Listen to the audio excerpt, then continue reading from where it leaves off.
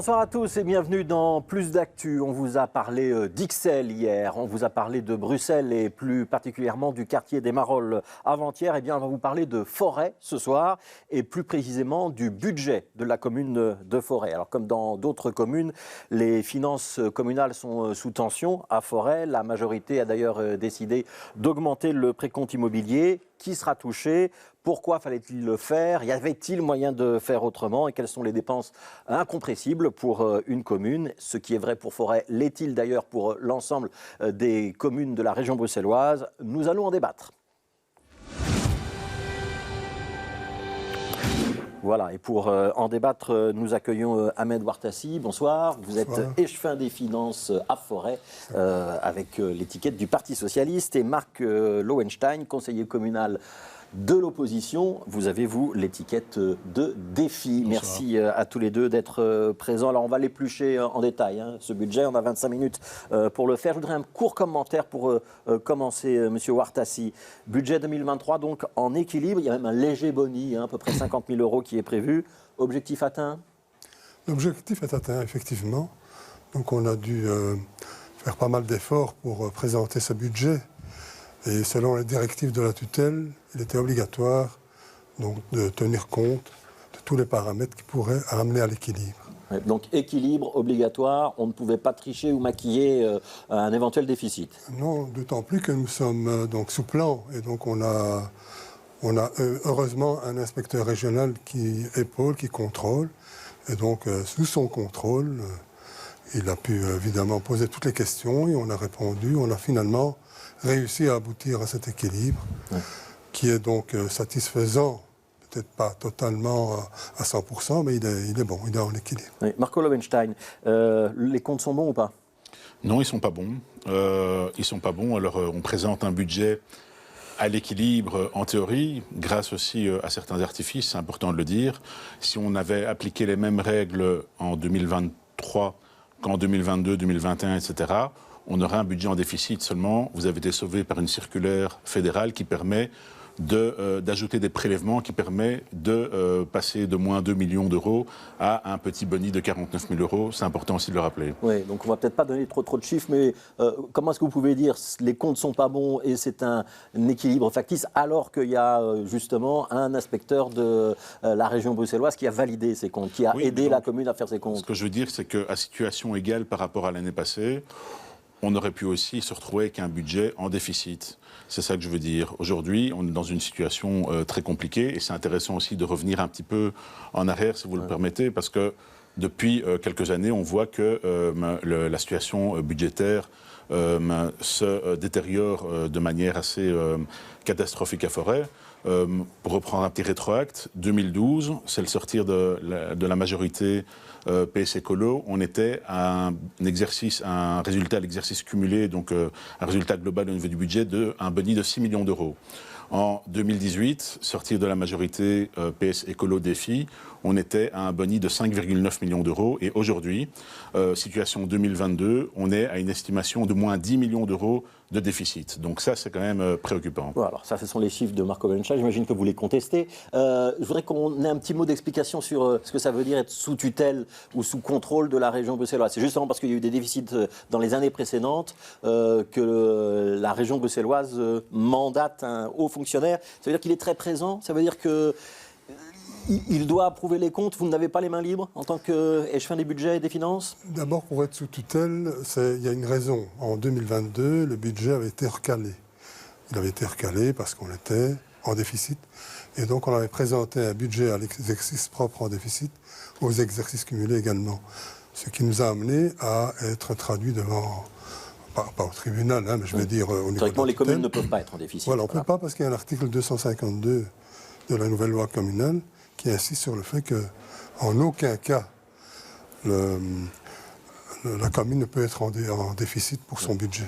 Mais donc ça veut dire concrètement, quand vous préparez votre budget, M. Ouartassi, il y a effectivement des navettes, des documents qui font des allers-retours entre votre cabinet et le fonctionnaire régional qui est chargé de cette tutelle? Mais il est sur place, donc pas en permanence. Il y a des jours où il est présent et donc il appelle les chefs de département, le politique, tout le monde en fait.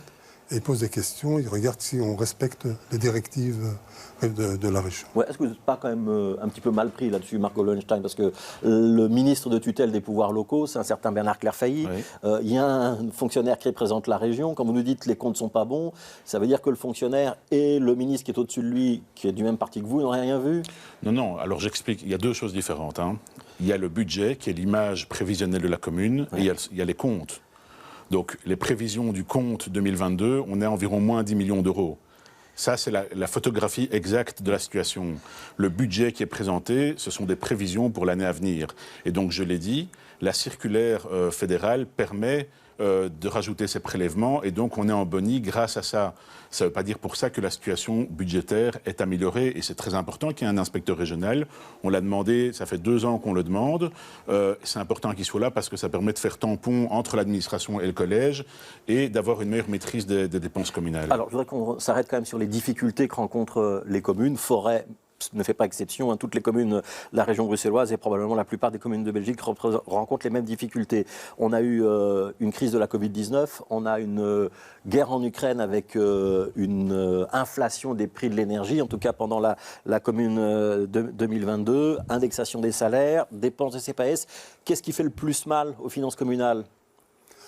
En fait, on a plusieurs chantiers qui sont ouverts à la commune. Il y a des constructions d'écoles, des crèches, des rénovations. M. Lohenstein était chemin des travaux. C'est en partie des choses qui ont été lancées sous l'ancienne législature. Ils avaient déjà été lancés, donc il y a eu beaucoup d'emprunts. Et on était dans un avantage à un moment donné parce que les taux étaient négatifs. Puis maintenant, comme ils reprennent, bon, c'est très récent, ils reprennent, tout augmente. Et donc les taux d'intérêt augmentent, passer par exemple de 145 000 euros en crédit à court terme à 645 000 euros. Donc ça gonfle énormément. Donc par conséquent, il faut tenir compte de ça. Il y a quand même beaucoup de chantiers. Ouais. Donc ce sont plus les chantiers lancés les années passées que le prix de l'énergie ou l'indexation des salaires qui vous font mal ? Non, attention, j'ai dit par rapport à l'ancienne législature, il y a eu beaucoup de chantiers qui ont été lancés. Donc, M. Lohenstein est bien au courant de ça, puisqu'il était un des membres du collège et initiateur également par rapport à certains chantiers. Mais il y a aussi, pour ce budget-ci, le problème des indexations. Il y en a eu quand même 7. Et donc, rien qu'entre 2022 et 2023, c'est plus de 10%. Ça représente, sur les 6 370 000 euros de différence entre 23 et 22 en dépenses du personnel, 4 000 euros rien que pour les indexations. Ouais. Donc 4 millions. 4 millions d'euros. Ouais. Voilà. Et alors, c'est un peu de votre faute si on est dans le rouge maintenant. Vous avez voulu trop de chantiers dans la législature précédente, Marco Lohenstein ? Je trouve que la législature précédente, on a lancé de beaux projets. Une nouvelle école, des nouvelles crèches. Vous étiez ensemble, je suis dans la majorité précédente. Donc, on a travaillé ensemble et je trouve qu'on a bien travaillé ensemble. On a lancé de beaux projets. Il y a une école qui est sortie de terre, des crèches. Il y a la rénovation de l'hôtel communal qui est un très lourd chantier. Mais juste pour donner un petit chiffre, au compte 2018, donc c'est au sortir de la majorité, chiffres, mais c'est quand même juste pour donner un élément de comparaison. On était à 2 millions, la dette s'élevait à 2 millions sur l'exercice. Et aujourd'hui, on est quand même à un montant de 11 millions. Donc c'est x6 par rapport à la fin de la législature précédente. Donc il y a quand même certains éléments qui ont été ajoutés. Et tout n'est pas remettre sur la faute. On a ajouté des dépenses supplémentaires ? Évidemment, puisqu'il y a d'autres chantiers qui émergent. Donc forcément, quand vous empruntez, évidemment, la dette gonfle. Ici, le problème, par rapport à ce que M. Lohenstein avait dit tout à l'heure, quand il a dit que le budget n'était pas en équilibre parce qu'on a bénéficié d'eux. On a eu effectivement un wine shot de l'IPP de 2 700 000. Impôt sur les personnes physiques. En parallèle, il y a eu de nouvelles dépenses qui n'étaient pas budgétisées ou présentées dans le plan. Et donc, finalement, l'IPP, ce wine shot, a neutralisé ces nouvelles dépenses. Et donc, le budget il est vraiment en équilibre sans ces ajoutements. Alors, je voudrais qu'on rentre quand même un petit peu dans le détail des décisions qui ont été prises et qui vont concerner les forestiers. On ne touche pas à l'impôt des personnes physiques. Par contre, on augmente le précompte immobilier, les centimes additionnels. On va passer de 3 120 à 3 990. Ça veut dire que ce que vont payer les forestois propriétaires, ça va être plus cher qu'avant ? Il faut distinguer les choses. Donc, tout d'abord, par rapport à ces centimes additionnels, je reviens un petit peu en arrière, mais très rapidement. En 1975, il avait été fixé à 1 300 centimes additionnels. Il est resté comme ça jusqu'en 1990. En 1990, il atteignait... Bon, il était incrémenté de 100 centimes additionnels. Il arrivait en 1990 à 2720 centimes additionnels. Et on ne l'a plus touché jusqu'en 2013. Là, on est à presque 4000. Hein. Ouais, mais j'arrive. Hein. Donc en 2013, il est toujours à 2720. Et en 2014, donc M. Lowenstein faisait partie de l'équipe, on l'a augmenté de 400 centimes additionnels. Il est monté à 3120. Jusqu'en 2023, où on l'a remonté à 3990. Pourquoi est-ce que vous le remontez? C'est parce que c'est nécessaire pour équilibrer les comptes? Il y a une nécessité d'avoir des recettes au niveau fiscal. Sinon, on ne va pas pouvoir continuer à rendre service notamment aux citoyens et certainement pas pouvoir permettre à l'administration de continuer à œuvrer correctement. Oui. Marc Lowenstein, il y a à peu près la moitié des communes de la région bruxelloise qui, cette année, vont augmenter le précompte immobilier. Elles ont raison de le faire ou elles n'auraient pas dû le faire? Moi, je n'ai pas de souci avec une augmentation du précompte immobilier à partir du moment où il est bien fait. Ouais. Est-ce qu'il ne vaut pas mieux le précompte immobilier que l'impôt sur les personnes physiques? Bien évidemment, mais on aurait pu aussi augmenter le précompte immobilier et réduire les additionnels à l'impôt sur les personnes physiques, comme le font toute une série d'autres communes. On dit, ici à Forêt, on a il y en a quand même beaucoup qui augmentent le précompte sans toucher à l'impôt sur les personnes physiques. Oui, mais moi, ce que je reproche ici à la commune, c'est d'être un peu, de se porter comme une victime par rapport à toutes les crises. C'est important de le rappeler. Il y a la crise énergétique, il y a la crise du Covid, il y a la guerre en Ukraine. Mais il faut aussi avoir l'honnêteté de dire que certaines choses ont foiré au niveau de la gestion communale. Et quand je vois, et c'est important de le rappeler ici parce que c'est la conséquence, c'est l'augmentation du précompte immobilier, qu'on a augmenté entre 2018 et aujourd'hui, et 2022, parce que c'est sur base de cet exercice qu'on doit faire les équivalences. On a augmenté de 170 équivalents temps plein, donc 170 contrats temps plein en plus à la commune. C'est quelque chose d'important. C'est une augmentation du budget personnel de 33% sur ces années. Ouais. On va y revenir sur les dépenses de personnel. Okay. Mais juste en disant ça, on a déjà augmenté de plus de 17 millions d'euros les dépenses de personnel. Là, ici, on veut compenser parce qu'on n'arrive pas à faire suffisamment d'économies en interne. On remet directement sur la charge du contribuable forestois le creusement du déficit de la commune. Et ça pose un réel problème. On va y revenir aussi. Amel Ouartassi, je voudrais encore vous entendre un instant sur l'augmentation de ce précompte. On va l'immuniser pour les propriétaires habitants, c'est garanti, ou oui, ça va dépendre des cas de figure? En fait, c'est ce que je voulais compléter. On l'a augmenté, oui, mais on a en échange compensation pour les monopropriétaires. Donc les propriétaires qui habitent leur appartement ou leur maison auront une prime biome de 200 € qui s'ajoute. Ouais, et ça va compenser dans tous les cas ces 200 €? En fait, il y a, par rapport à un revenu cadastral non indexé inférieur à 900 €, il est compensé. Donc les propriétaires des plus grosses maisons auront plus de difficultés. Je vous vois faire la moue, oui, parce que si on peut faire... Enfin, moi, j'ai le tableau que j'ai reçu avec, finalement, qui bénéficiera de quoi. Donc, en effet, le précompte immobilier, donc, il augmente de 28%. Ça, c'est un fait pour tout le monde. Maintenant, il y a une compensation de 200 € forfaitaire. Ça veut dire quoi? Ça veut dire que sur les 9000 et quelques, 9700 propriétaires occupants à Forêt, on en a 2700 plus ou moins qui vont avoir une neutralisation de leur augmentation du précompte immobilier et même gagner puisque c'est forfaitaire. Par contre, les autres, donc les propriétaires occupants, mais aussi des commerçants qui louent, qui ont des bails commerciaux et qui payent eux-mêmes le précompte immobilier, mais aussi de manière indirecte, les locataires qui pourraient voir leur loyer indexé vont subir cette grosse augmentation de précompte immobilier qui est quand même la plus grosse, quand on regarde un peu au niveau de toutes les communes, la plus grosse de la région. J'imagine que du côté de la majorité, on assume, on dit, voilà, on va faire payer les propriétaires, notamment les propriétaires non occupants ou les multipropriétaires, c'est ceux-là qui passent à la caisse.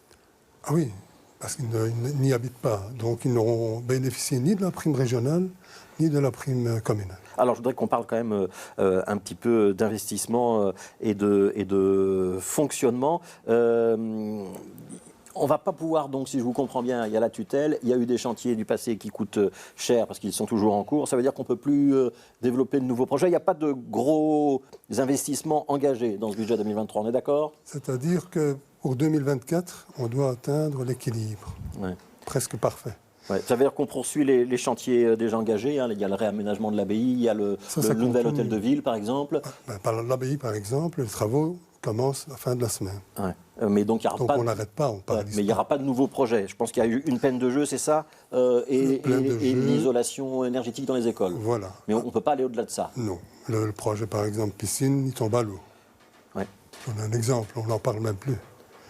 Donc, il est impossible de continuer sans atteindre l'équilibre. Et en plus, même si on atteignant l'équilibre, il faudra, toutes les années qui suivent, être sur des budgets en équilibre. Ouais, abandonner le projet piscine, c'est du bon sens, Marc Lowenstein, ou pas? Bah oui, mais à côté de ça, il y a quand même d'autres projets qui sont encore au budget. Il y a l'hôtel communal qui coûte de l'argent assez nécessaire. La rénovation de l'hôtel communal, il y a les rénovations des bâtiments scolaires, des crèches qui sont toujours là. C'est important aussi. Donc il y a quand même des investissements qui se font. Évidemment. C'est peut-être pas un nouveau projet qui sort de terre, mais il y a aussi les contrats de quartier qui bénéficient de subsides. Ouais. Alors, Marc Lowenstein, vous avez déjà commencé à en parler un petit peu tout à l'heure. Vous avez commencé à évoquer les dépenses de personnel en disant ces dernières années, on a un petit peu trop embauché à Forêt. Dans ce budget-ci, il va quand même y avoir 1 700 000 € d'économie sur les frais de personnel. Il n'y a pas de licenciement prévu, mais ce sont des départs à la pension, départs volontaires qui ne seront pas remplacés. Est-ce que ça va dans le bon sens ou pas? C'est une manière de présenter les choses, on va dire. Ouais. Parce que ce serait intéressant de voir le constat. Je disais, en 2018, il y avait 632 équivalents temps plein à la commune de Forêt. Et aujourd'hui, on est à 802. Donc plus 170. Et ce n'est pas juste la crise qui a fait que. Avant la crise, on avait déjà plus ou moins recruté une centaine déjà de personnes. Et donc, le problème aujourd'hui, c'est que la commune, avec toute la générosité qu'elle a, elle est là, elle engage finalement les demandeurs d'emploi forestois, tant mieux pour eux, mais elle sort un peu de son rôle et elle dépense plus qu'elle n'a. Ça, c'est quand même un problème assez considérable. Ça veut dire qu'on a été trop généreux dans la politique de l'emploi et qu'on a donné des contrats à des gens dont on n'avait pas forcément l'utilité. Je traduis vos propos. Je pense surtout que comme d'autres communes qui sont en difficulté financière, avant d'engager, c'est important de réorganiser les services, d'évaluer et de faire en sorte d'essayer de trouver les ressources en interne. Ouais. Et ça a fait défaut à Forêt. Ouais. Demain, ça veut dire qu'il faudrait se séparer de quel type de personnel, si on vous suit, pour retrouver une saine gestion en matière de ressources humaines? Alors, je suis pas dans la popote interne aujourd'hui de la commune, donc je peux pas. Le but, c'est pas d'aller de couper. Vous êtes un ancien échevin, vous avez une connaissance de ce qui se passe. J'ai une connaissance, mais en même temps, il y a 170 nouvelles fonctions qui sont arrivées.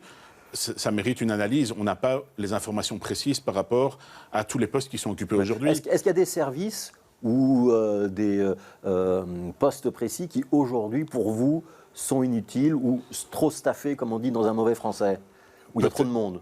Peut-être que la majorité actuelle s'est plus focalisée sur certaines missions facultatives. Ouais, on peut avoir un exemple. Et n'a pas rendu, oui, je vais vous en donner tout de suite, et n'a pas suffisamment renforcé les services obligatoires. Je prends un exemple, service urbanisme, c'est très compliqué d'avoir quelqu'un au bout du fil, c'est très compliqué d'avoir des réponses en temps utile, comme dans d'autres communes aussi. Les renseignements urbanistiques, ça prend du temps pour les avoir. Et puis d'un autre côté, on voit une cellule environnement qui a une grande vitalité, qui développe toute une série de projets, certes aussi subsidiés, mais on voit que le focus est plus mis sur certaines politiques que sur d'autres, alors que la commune a quand même des missions obligatoires à remplir et c'est important de se focaliser en priorité sur elles. Alors, Amen Wartassi, trop de monde à l'environnement, pas assez de monde à l'urbanisme. Qu'est-ce que vous répondez à Marc Lowenstein?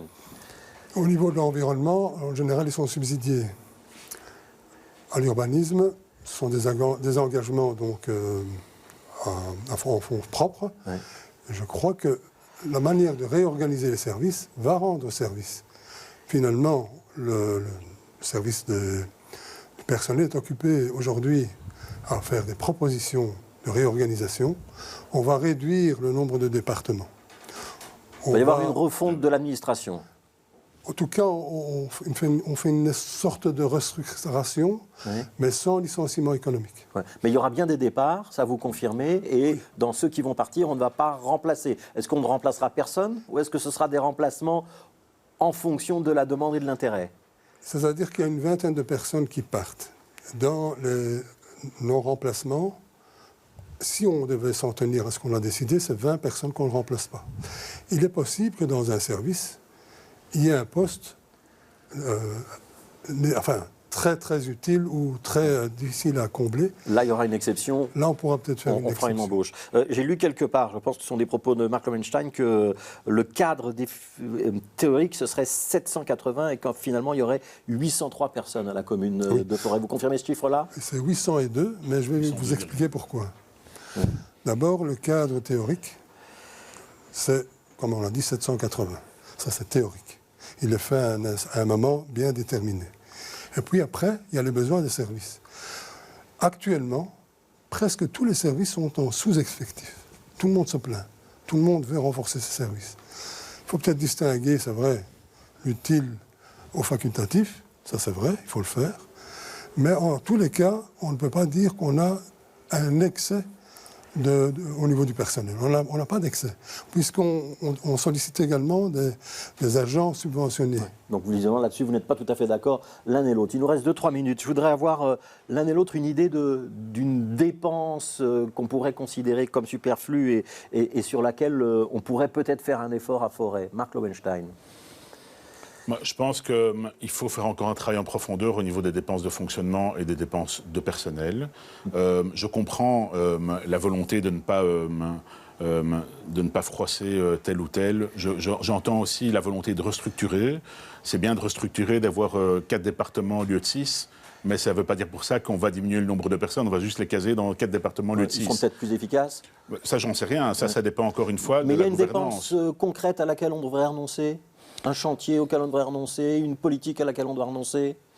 Mais alors, comme ça, je ne peux pas vous répondre. Franchement, je n'ai pas de réponse claire par rapport à ça parce que ce n'est pas en chipotant sur des 10 000 euros. Simple, hein. On est quand même dans des chiffres d'une ampleur importante quand on est face à des déficits de 10 millions d'euros. Moi, je pense qu'il faut redonner aussi de la vitalité à la commune et la rendre plus attractive. Et quand je disais... Et quand on fait ça, ça veut dire attirer des commerces, attirer de nouveaux habitants pour avoir plus de rentrées fiscales. Et quand on augmente le prairie comme ça, sans par exemple diminuer l'IPP, on dit un peu au revoir à une certaine catégorie de population qui contribue à la commune et qui peut aussi l'enrichir de cette manière. Donc, et qui sont plutôt les classes moyennes. Notamment, oui. Ouais. Amel Ouartassi, même exercice. S'il y a une chose sur laquelle on pourrait encore faire des économies, essayez d'imaginer que vous n'êtes pas en coalition et que vous parlez sans que personne ne vous écoute. Là où on doit faire des économies, c'est dans les dépenses de fonctionnement. Là, tout le monde s'entend par rapport à ça. Au niveau du personnel, comme je vous l'ai dit, on n'est pas en surabondance au niveau du personnel. Ouais. Donc on ne peut pas... Mais si les dépenses de fonctionnement sans le personnel, il reste quoi? Mais non, mais des dépenses de fonctionnement qui sont des dépenses directes, c'est-à-dire qui ne correspondent pas au nombre de personnes que vous engagez ou que vous avez chez vous. Ce sont des dépenses concernant peut-être des représentations ou des manières de gestion dans un service qui doivent être... Donc là, il y a des rationalisations à faire, il y a des économies possibles. Oui, c'est ça. Ouais. Alors on voit qu'il y a quand même des difficultés. Juste peut-être un élément quand même. Enfin, pour donner un ordre de grandeur, les dépenses de fonctionnement à Forêt, c'est environ 12 millions d'euros. Les dépenses de personnel, c'est 70 millions d'euros. Ouais. Donc s'il y a s'il y a un travail à faire en profondeur, c'est clairement au niveau des dépenses de personnel. Ouais, j'ai noté qu'elles avaient moins augmenté à Forêt que dans d'autres communes, en tout cas dans les années précédentes. Les dépenses de fonctionnement, les frais de fonctionnement. Oui, très bien. Et en plus, on arrête le compte 2022, on aura un indicateur par rapport à ça des dépenses. Une toute dernière question pour tous les deux. On voit que c'est tendu. Alors c'est tendu à Forêt, c'est tendu dans beaucoup de communes en région bruxelloise. Ce n'est pas une exception Forêt. Est-ce que ça veut dire qu'on a un problème structurel, soit de financement de nos communes, soit de fonctionnement de nos communes? Et je ne veux pas jouer dans la provocation, mais souvent les élus flamands disent « bah oui, mais si on fusionnait les communes à Bruxelles, ce serait plus efficace, on gaspillerait moins d'argent ». Vous leur répondez quoi? Mark Lowenstein. C'est le débat qui revient souvent, et quand certains, dont Bernard Clairfailly, qui est ministre de tutelle, a fait d'ailleurs l'étude notamment sur la fusion des zones de police, en prenant l'exemple d'Anvers et en montrant qu'en fusionnant, ça coûtait plus cher qu'en décentralisant. Je pense que le pouvoir local est fondamental, c'est un pouvoir de proximité et il faut le maintenir. Il y a des rationalisations à faire, il y a aussi une prise en compte des pouvoirs supérieurs de la région, du fédéral, à prendre de l'impact financier de toutes les décisions qui sont prises à d'autres niveaux. À force de déléguer, c'est important aussi de donner les moyens. Donc évidemment, il faut plus de moyens. Il y a trop de choses qui sont demandées par le fédéral ou d'autres sans donner les moyens. Une réponse pour essayer d'améliorer les communes de manière générale. Amel Ouartassi. Peut-être réduire le nombre d'élus aussi également. Oui. C'est-à-dire au niveau des collèges, peut-être réduire d'une unité par exemple. Donc ça, vous seriez prêt à le faire? Mais ça, c'est prévu. Hein. Ouais. Oui, et Ça a été voté. par rapport à Ouais. maintenant, Donc ça, ce serait une piste sur la table. ça serait une des pistes et voir un petit peu à nouveau la manière de fonctionner d'une commune. Merci Ahmed Ouartassi, échevin des finances de la commune des Forêts pour le Parti socialiste. Marc Lowenstein, conseiller communal dans l'opposition pour Défi. Demain, dans Plus d'actu, on se posera la question suivante. Est-il réellement possible de transformer des immeubles de bureaux en immeubles de logement? Est-ce que ça va être le cas, par exemple, dans le quartier européen? Quelles sont les conditions pour que ça réussisse? On en parlera avec Stéphane Sonneville du groupe immobilier Athénor et Nathalie Renbog du service d'études de CityDev. Et puis on sera là aussi d'un matin dès 7h25 pour Bonjour Bruxelles et notamment avec Georges Ilkinet, ministre fédéral des Transports à 8h15. Continuez à bien vous informer et à demain.